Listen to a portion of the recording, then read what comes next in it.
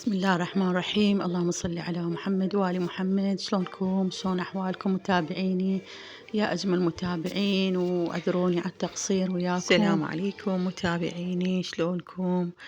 وإن شاء الله يا ربي بألف خير وعافية بعد انقطاع طويل. وما كذب عليكم مثل ما يقولون، شغلت بالبيت والجهال وعندي مسؤولية كلش كبيرة، وإن شاء الله على قد ما أقدر ما أظل مستمرة وياكم.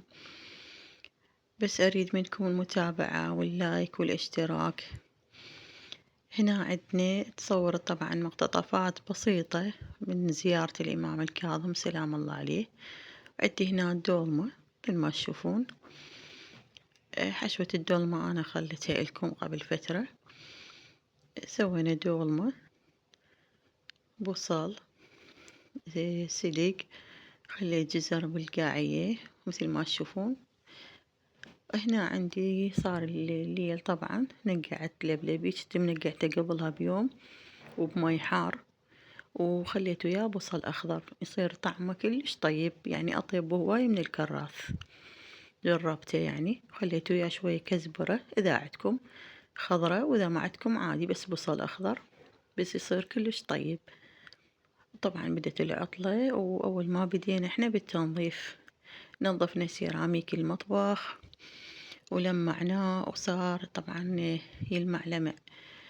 البنات هم ما عندهم شي، ما فكرنا نطلع يعني، والله ماكو مجال نطلع.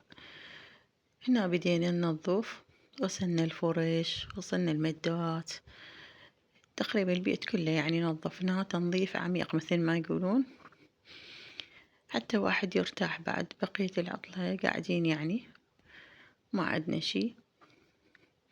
وهذه دولمتني جهزت، وسهمكم العافية.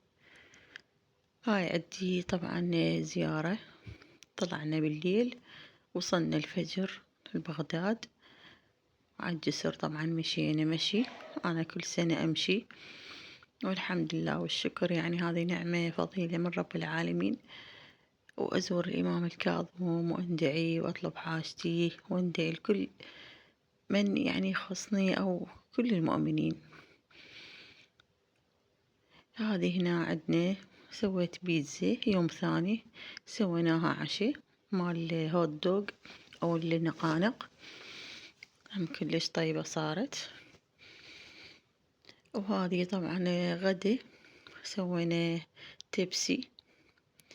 طبعا أنا جمعت هواي فيديوهات عندي كلش هواي، بس تصوير ما صورت. هذه طبعا قليته ورصفته وحدة وحدة باذنجان، راصفته كله مثل هذا، وخليت عليه شوية مي يذبل، وخليت عليه طبعا الصاص الجوزي يصير، ورشة شكر، ويطلع طيب كلش طيب، يعني يطلع مال مطاعم.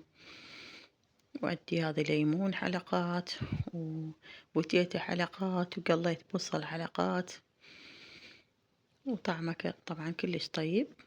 هذا الصاص استعمله ويا التبسي كلش طيب، يسوي بيه نكهة حلوة. أتمنى يعني أتواصل وياكم أكثر، بس والله ظروفي كلش صعبة وما جاي ألحق. هذه عندي بعد مشترياتي، مبخرة اشتريت لي، واشتريت لي هذه الريشة اللي يسعفون بيها أو تنظفون بيها يعني التلفزيون، أي شي عندكم مثلا بعيد أو عالي عليكم ما تقدرون. هذه الريشة كلش حلوة، طولها تقريبا أكثر من مترتين ونص. هذه بيها شوفوا درجاتها، تعلوها وتنصوها، هم فادتني هواية. وبعد عندنا طبعا مشتريات هواية، راح يجينا رمضان إن شاء الله يا ربي خير على الجميع. هم راح نبدي أصور لكم مشترياتي، وانتظروني فيديوهات. ومتابعيني لا تنسوني باللايك والاشتراك، وأهلا وسهلا بكل متابع جديد، وتابعوني، وإن شاء الله ما أبخل عليكم بالفيديوهات. ومع السلامة.